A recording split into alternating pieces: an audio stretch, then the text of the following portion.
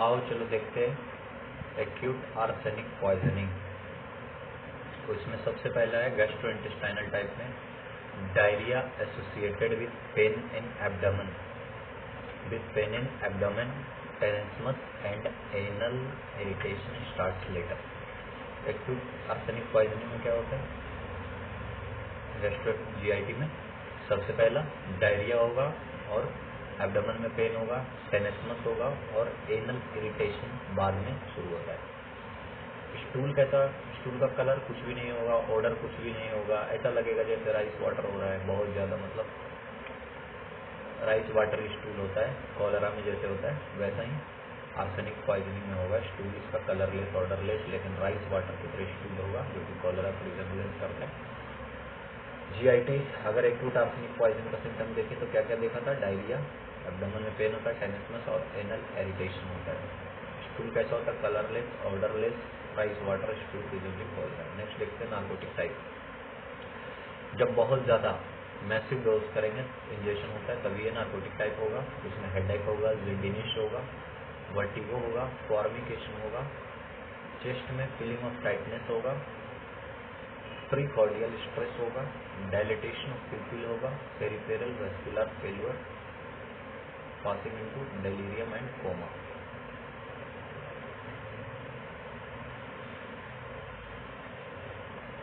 First में GIT में क्या था? डायरिया, उसके साथ pain in abdomen, tenesmus and anal irritation start later. Stool कहता था कलरलेस, ऑर्डरलेस, राइस वाटर के साथ। नार्कोटिक में जब बहुत ज़्यादा डोज में, मैसिव डोज में अगर इंजेक्शन करे तो होता है। इसमें क्या होगा? हेडेक होगा, जिडिनेस होगा, वर्टिगो होगा, फॉर्मिकेशन होगा, feeling of tightness in chest होगा। नेक्स्ट देखते हैं फल्मिनेंट टाइप। फल्मिनेंट डोज होता है जैसे, ठीक है। फल्मिनेंट टाइप में क्या होगा? फल्मिनेंट टाइप में ये होता है कि जब बहुत ज़्यादा डोज, ठीक है, मैसिव डोज लिया जाए तो कैपिलरी का डायलिटेशन हो जाता है, particularly over splanchnic area and mark fall of blood pressure fall हो जाएगा उससे। 1 से 3 घंटे के अंदर अंदर शॉक की वजह से डेथ हो जाएगा और पेरिफेरल सर्कुलेटरी फेलियर हो जाएगा, ठीक है। फल्मिनेंट टाइप में क्या होगा? Massive dose lead to capillary dilatation. पहला कैपिलरी डायलिटेशन कहाँ? Particularly over splanchnic area and marked fall of blood pressure, death 1 से 3 घंटे के अंदर अंदर हो जाएगा शॉक और पेरिफेरल सर्कुलेटरी फेलियर की वजह से। ये बहुत ज़्यादा इंपॉर्टेंट है। नेक्स्ट सब एक्यूट टाइप। सब एक्यूट टाइप में जब सब लीथल डोज, ठीक है, शॉर्ट सर्किट इंटरवल, सब लीथल से कम डोज में बार बार उसको लिया जाए, छोटे छोटे इंटरवल में, repeated injection of sub lethal doses at short interval of time, तो इसमें सब एक्यूट टाइप आएगा। इसमें पेशेंट को क्या होगा? डिस्पेप्सिया होगा, तो टंग जो है कोटेड हो जाएगा, कोटेड टंग होगा, कफ होगा, पेन इन एब्डोमेन होगा और डिसेंट्री होगा और न्यूराइटिस होगा। सब एक्यूट टाइप में क्या होता है? सब लीथल डोज, ठीक है, लीथल से कम डोज, छोटे छोटे टाइम इंटरवल पे उसको लेता है। तो उसमें क्या क्या होता है? Symptom dyspepsia, coated tongue, cough, pain in abdomen, dysentery and neuritis. That is the sub acute type, ठीक है। वो टाइप हमने देख लिए। अब देखते हैं आर्सेनिक पॉइजनिंग और कॉलेरा में। आर्सेनिक पॉइजनिंग में क्या होता है? स्टूल ऑर्डरलेस होता है, कलरलेस होता है, लेकिन वैसा ही स्टूल जो होता है वो राइस वाटर की तरह होता है जो कि रिजेंबल करता है कॉलेरा को। पर दोनों में डिफरेंस देखते हैं। डिफरेंस जब देखते हैं आर्सेनिक पॉइजनिंग में तो क्या होता है? वॉमिटिंग से पहले, सबसे पहला क्या है? वॉमिटिंग से पहले थ्रोट में पेन होता है, लेकिन कॉलेरा में वॉमिटिंग के बाद पेन होता है, ठीक है। इसमें पर्सिंग वॉमिटिंग के बाद होता है इसमें, और उसमें पहले होता है, ठीक है। स्टूल का जो कलर होता है आर्सेनिक में वो डार्क कलर होता है, ब्लडी लेटर राइस वाटर। पहले डार्क कलर का होगा, फिर बाद में, ठीक है, ब्लडी होगा राइस वाटर। और कॉलेरा में स्टूल कैसा होगा? राइस वाटर ही होगा, जेट फॉर्म में होगा, ठीक है। और और ब्लडी तो होता नहीं, ठीक है। टेनेस्मस इसमें प्रेजेंट रहेगा, इसमें वाटर ही होता है टेनेस्मस, ठीक है। वॉमिटस का देखते हैं तो इसमें म्यूकस होगा, आर्सेनिक पॉइजनिंग में इसमें म्यूकस भी होगा, ठीक है। बाइल होगा और ब्लड होगा, और इसमें वॉमिटिंग जो होगा वो रफ होगा और विस्लिंग टाइप का होगा, ठीक है। वॉइस इसमें इफेक्ट नहीं होता है, कॉलेरा में वॉइस इफेक्ट हो जाता है। कंजंक्टिवा इन्फ्लेम्ड होगा, इसमें विब्रियो कॉलेरा की वजह से होता है। एनालिसिस ऑफ एक्सक्रीटा अगर देखें तो आर्सेनिक होता है, इसमें कुछ भी हो सकता है कॉलेरा का वजह, ठीक है। इसका सर्कमस्टेंसेस कैसा होगा, पॉइजनिंग का केस होता है। तो अगर हम डिफरेंस दोनों में देखें तो इसमें वॉमिटिंग से पहले पेन इन द थ्रोट होता है, उसमें बाद होता है। इसमें पर्जिंग बिफोर वॉमिटिंग होता है, आफ्टर वॉमिटिंग होता है, इसमें बिफोर वॉमिटिंग होता है। ब्लडी डार्क कलर का होता है, बाद में ब्लडी राइस वाटर ही हो जाता है, ठीक है। लेकिन इसमें राइस वाटर होता है, जेट के फॉर्म में होता है। टेनेस्मस इसमें प्रेजेंट है, इसमें एब्सेंट है। वॉमिटिस में इसमें ब्लड होगा, म्यूकस होगा और बाइल होगा, इसमें सिर्फ वाटर ही होगा, रफ होगा और विस्लिंग टाइप का होता है, ठीक है। देखते हैं वॉइस, इसमें रफ और विस्लिंग टाइप का होगा, इफेक्ट नहीं होगा। इसमें आर्सेनिक पॉइजनिंग में वॉइस इफेक्ट नहीं होगा, कॉलेरा में वॉइस इफेक्ट होगा जो कि रफ एंड विस्लिंग टाइप का हो जाएगा। कंजंक्टिवा आर्सेनिक की बात करें तो इन्फ्लेम्ड होता है और इसमें कुछ ऐसा नहीं है। एनालिसिस ऑफ एक्सक्रीटा अगर देखें तो आर्सेनिक पॉइजनिंग में पॉइजनिंग का केस मिलता है, ठीक है। आर्सेनिक ऑफ पॉइजनिंग का दिख जाता है, ये विब्रियो कॉलेरा की वजह से होता है, लोकेलिटी में ऐसा कुछ होता है उसके वजह से होता है। तो ये सब डिफरेंस है। एक्यूट केसेस में जीआईटी सिम्टम सबसे पहले देखा, ठीक है।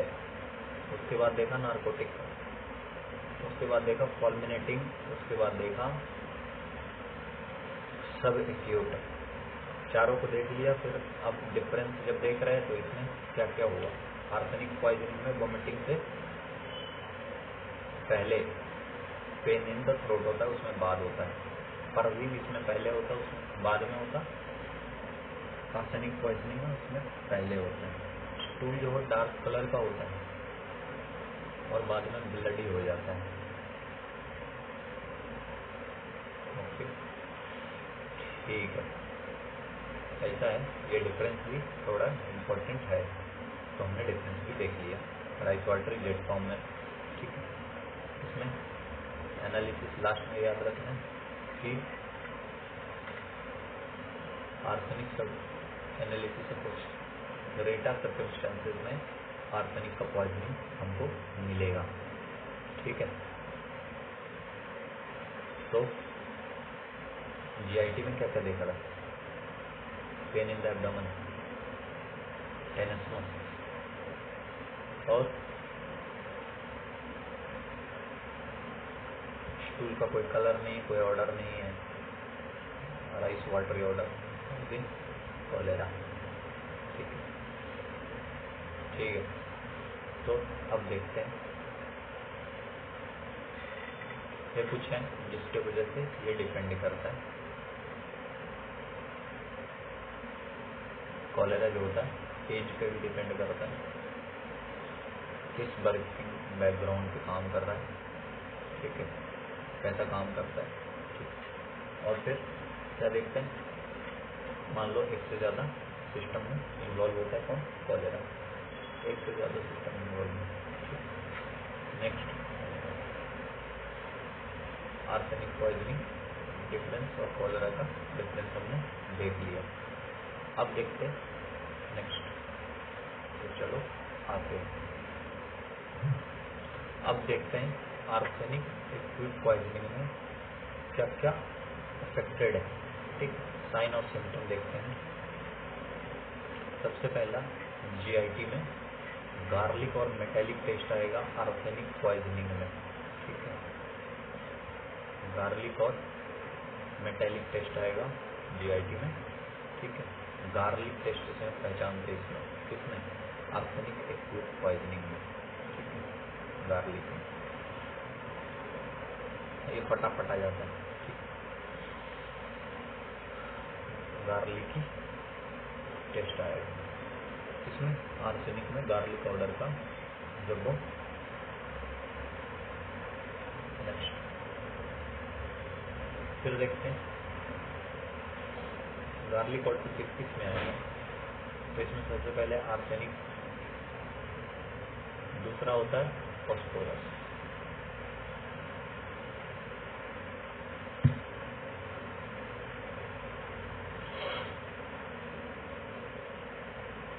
फिर है ऑर्गेनोफॉस्फोरस,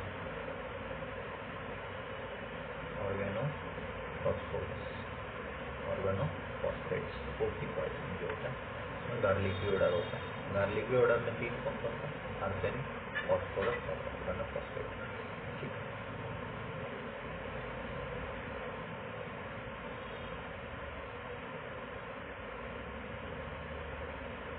ये हमारे सामने आर्सेनिक एक्यूट पॉइजनिंग है, जिसमें सिम्टम क्या क्या होते हैं, वो होता है फर्स्ट हाइपोवोलेमिया, हाइपोटेंशन। ठीक, तो जीआईटी में देखेंगे तो गार्लिक और मेटेलिक पेस्ट आता है। गार्लिक पाउडर किस किस में आता है, आर्सेनिक में, फॉस्फोरस में और ऑर्गेनोफॉस्फेट्स में। फिर नेक्स्ट जो चीज़ याद रखना है वो राइस वाटर स्टूल होता है। ठीक है, राइस वाटर स्टूल 2 में होता है, किस किस में, कॉलेरा में और आर्सेनिक पॉइजनिंग के केस में, इन दोनों में राइस वाटर स्टूल होता है। तो इसमें क्या क्या था, इसको तो फर्स्ट लगता है हाइपोवोलेमिया मतलब हाइपोटेंशन होता है, सिम्टम जो देख रहे हैं। अगर जीआईटी सिम्टम देखे इसका तो इसमें गार्लिक या मेटेलिक टेस्ट आता है, म्यूकोसा बर्निंग होगा, नोजिया वोमिटिंग होगा, डायरिया होगा, एब्डोमेन पेन होगा, फिर हेमेटेमेसिस होगा। ठीक है, हिमेटोपोइटिक सिस्टम में देखें तो हीमोलाइसिस होगा, हेमेट्यूरिया होगा, लिम्फोपेनिया होगा, पेनसाइटोपेनिया होगा। पल्मोनरी अगर देखें तो कफ होगा, डिस्निया होगा, चेस्ट पेन होगा, पल्मोनरी एडिमा होगा। लीवर में क्या क्या होगा, जॉन्डिस होगा, फैटी डिजेनरेशन होगा, सेंट्रल नेक्रोसिस होगा। जैसे जैसे होगा दिन के हिसाब से वो होता जाएगा। किडनी में देखें तो प्रोटीनूरिया होगा, हेमेटूरिया होगा, एक्यूट रीनल फेलियर होता है। इसमें आर्सेनिक पॉइजनिंग में जैसे देखा था, एक्यूट आर्सेनिक पॉइजनिंग में क्या होता है, एक्यूट रीनल फेलियर भी होता है, जैसे कार्डियक शॉक की वजह से होता है और शॉक की वजह से होता है, और सर्कुलेटरी फेलियर की वजह से डेथ होता है 1 to 3 डेज में। हम देखे थे जब सब लिथल डोज बार बार धीमे धीमे उसको दिया जाए। ठीक है, ये था इसमें। अब देखते हैं क्रॉनिक आर्सेनिक पॉइजनिंग।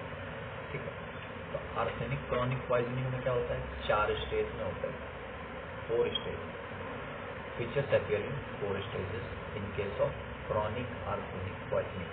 ठीक है, तो क्रॉनिक आर्सेनिक पॉइजनिंग के 4 स्टेजेस हैं।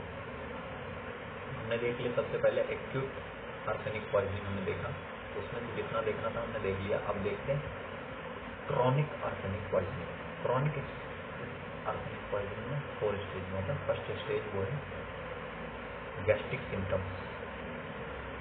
इसमें क्या होगा, ग्रेजुअल लॉस ऑफ वेट, फिर लॉस ऑफ एपेटाइट, सलाइवेशन होता है, कोलिकी पेन होगा, फिर वॉमिटिंग होगा, फिर वाइट कोटेड टंग होगा, पल्स रेट इसका बढ़ जाएगा और टेम्परेचर बढ़ जाएगा। तो गैस्ट्रिक सिम्टम में यही था। क्रॉनिक आर्सेनिक पॉइजनिंग जब आए तो उसमें लिखना है first stage that is gastric symptoms.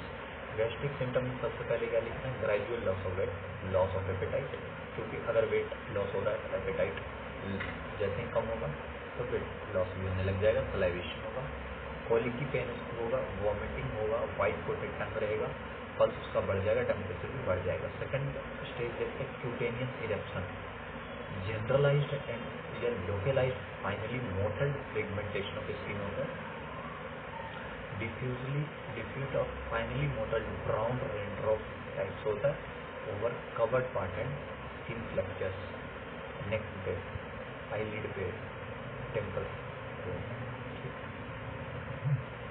अब देखते हैं थर्ड स्टेज।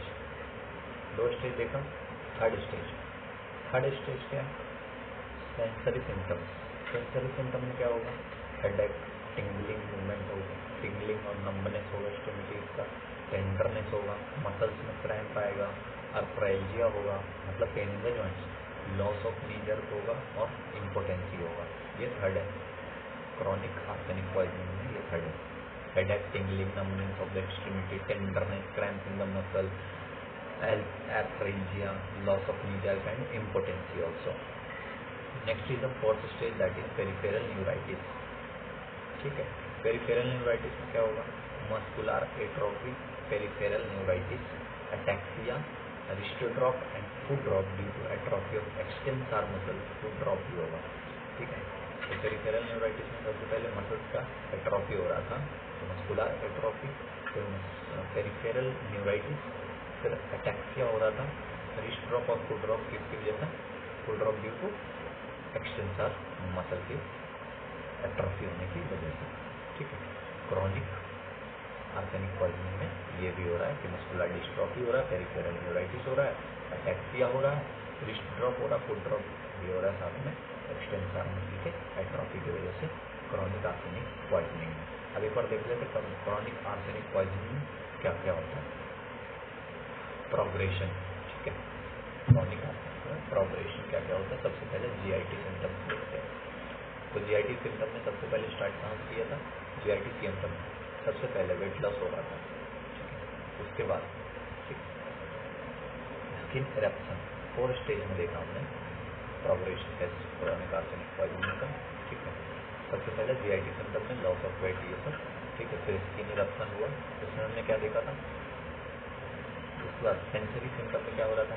हेडेक हो रहा है, टिंगलिंग हो रहा है, नंबनेस ऑफ द एक्सट्रीमिटीज हो रहा है, टेंडरनेस हो रहा है, क्रैम्प्स इन द मसल्स हो रहे हैं, एर्थ्राल्जिया हो रहा है, लॉस ऑफ क्या हो रहा है? नी जर्क और इम्पोटेंसी भी हो रहा था आपने। फिर मोटर डिफॉर्मिटी में 4th स्टेज में मस्कुलर एट्रोफी हो रहा है, पेरिफेरल न्यूराइटिस हो रहा है, अटैक्सिया हो रहा है, फुट ड्रॉप और रिस्ट ड्रॉप इसकी वजह से हो रहा है एक्सटेंसर मसल के एट्रोफी की वजह से मोटर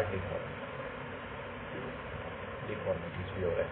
तो 4 स्टेजेस हमने देख लिए आर्थेनिक पॉइजन के। पहला था जीआईटी सिम्टम, फिर स्किन इरप्शन, फिर सेंसरी सिम्टम्स, सेंसरी डेफिसिट, फिर मोटर डेफिसिट। सेंसरी डेफिसिट में क्या हो रहा था? हेडेक हो रहा है, टिंगलिंग हो रहा है, नंबनेस ऑफ द एक्सट्रीमिटीज हो रहा है, टेंडरनेस हो रहा है, क्रैम्प्स आ रहे हैं मसल्स में, आर्थ्राल्जिया हो रहा है, नी जर्क और इम्पोटेंसी हो रहा है, लीवर का लॉस हो जा रहा है। 4th स्टेज क्या था? वो था मोटर डेफिसिट। ठीक है, आर्थेनिक पॉइजनिंग में क्या होता है? मिक्स्ड न्यूरोपैथी होता, सेंसरी भी होता, मोटर भी होता। ठीक है, सेंसरी में क्या हो रहा है? सेंसरी डिफॉर्मिटी में क्या हो रहा है? डेफिसिट में headache, tingling, numbness of the extremity, tenderness and cramps in the muscle, arthralgia. ठीक है, और last loss of knee jerk. ठीक, और उसके बाद इम्पोटेंसी भी हो रहा है। ये सेंसरी डिफॉर्मिटी हो रहा है क्रॉनिक आर्थेनिक पॉइजनिंग के। ठीक, ये कुछ डायग्राम है अपने सामने। आर्थेनिक का पिगमेंटेशन होता है, स्पॉटी रेन ड्रॉप लाइक, ये याद रखना है। स्किन इरप्शन में कैसा होगा? स्पॉटी रेन ड्रॉप लाइक, जैसे रेन ड्रॉप होता है ना वैसा ही होगा। ठीक है,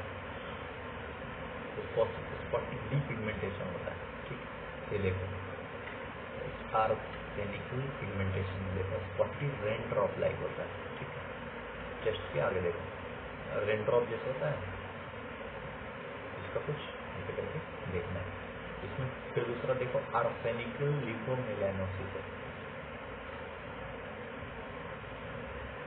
अब देखते हैं आर्थेनिक का क्रॉनिक टॉक्सिसिटी। सबसे पहला cardiovascular disease, peripheral vascular disease has been observed in persons with chronic exposure to inorganic arsenic। Cardiovascular disease जो होता है आर्सेनिक क्रॉनिक टॉक्सिसिटी, एक्रोसाइनोसिस होगा, रेनॉल्ड्स फेनोमेनन होगा, progress to end arteritis and gangrene of lower extremities, that is black foot disease. Gangrene of lower extremities that is black foot disease, ये किसमें होता है? Chronic arsenic toxicity में होता है। ठीक है, क्रॉनिक एक्सपोजर अगर इसको मिले तो मैंने manifested as acrocyanosis, Raynaud's phenomena, progress to altruistic and gangrenophluoris.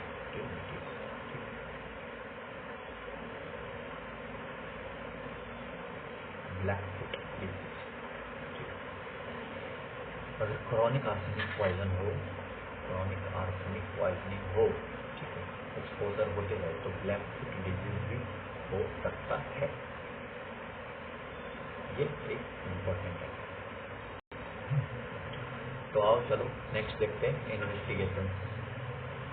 Acute arsenic में be seen in GIT as opaque shadow,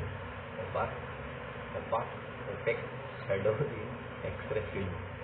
जब एक्यूट आर्सेनिक होगा ना तो उसको GIT में हम देख सकते हैं, एक्सरे फिल्म में ओपेक शैडो होते हैं, ठीक है।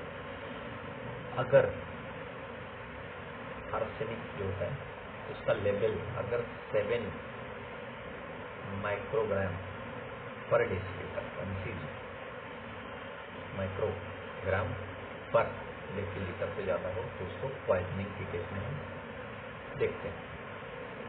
नॉर्मल आर्सेनिक का लेवल जो होता है यूरिन में वो है लेस देन 50 माइक्रोग्राम पर डेसीलीटर, और अगर मोर देन 100 माइक्रोग्राम पर डेसीलीटर हो तो उसको पॉइजनिंग करते हैं। आर्सेनिक का लेवल जो होता है वो कितना होगा, 7 माइक्रोग्राम पर डेसीलीटर से अगर ज़्यादा हो तो उसको बोलते हैं पॉइजनिंग, ठीक है। आर्सेनिक 6 घंटे में यूरिन में कब होता है, 6 घंटे के बाद, और 10 से 12 दिन तक यूरिन में वो रह सकता है, ठीक है, 6 घंटे के बाद। Normal urine level greater less than 50 microgram पर डेसीलीटर, अगर 100 से ज़्यादा हुआ तो उसको पॉइजनिंग में बोलते हैं। 6 घंटे जब होता है तो उसको 6 घंटे बाद वो यूरिन में अपीयर होता है और 10 से 12 दिन तक रहता है। Arsenic appears in keratinized tissues after 1-2 week, 1-2 हफ्ते के बाद वो केराटिनाइज्ड टिश्यू में आ जाता है, ठीक है। केराटिनाइज्ड टिश्यू में जैसे बोन में, हेयर में, जहाँ जहाँ केराटिन का डिपोजिशन है, 1-2 हफ्ते के बाद वो उसमें आ जाता है, बोन में, हेयर में और नेल में, ठीक है। अब देखते हैं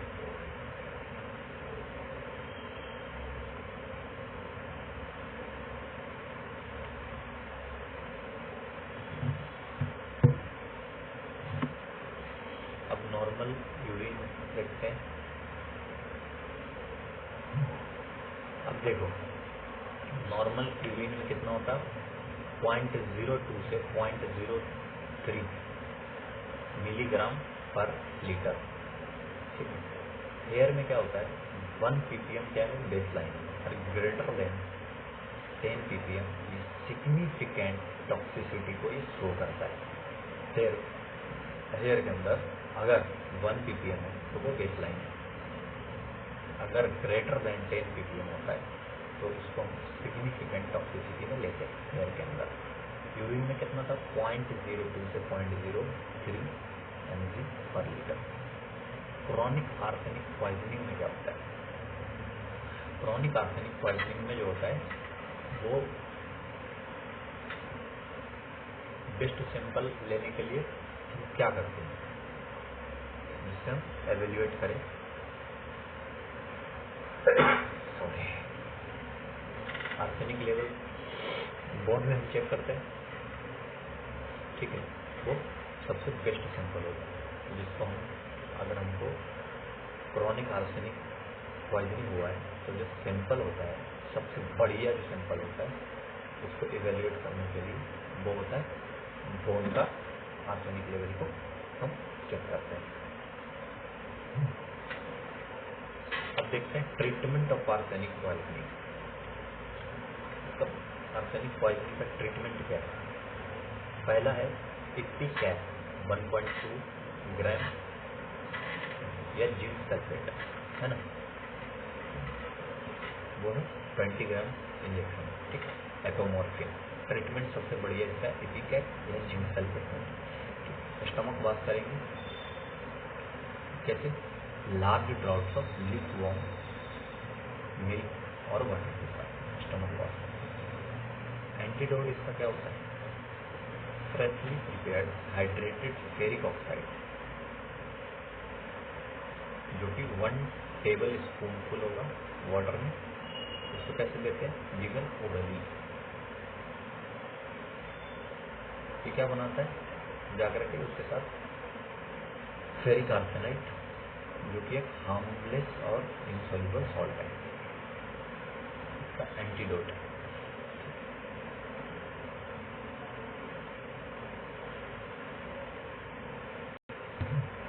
नेक्स्ट है डाइमरकैप्टोल, जो कि चिलेटिंग एजेंट होता है चॉइस में। इसको कैसे देते हैं? डीप इंट्रामस्कुलर देते हैं। इनिशियल डोज कितना है? 3 to 5 mg पर kg 4 आवर्स और 2 days, 4 घंटे में 2 दिनों तक 3 to 5 mg पर kg का, या फिर थर्ड डे 2 दिनों तक 4 घंटे में देंगे, फिर तीसरे दिन 6 घंटे में देंगे, और 10 दिनों तक 12 घंटे में। फिर सक्सीमर एंड डीएम और यूनिथियोल भी बोलते हैं इसको।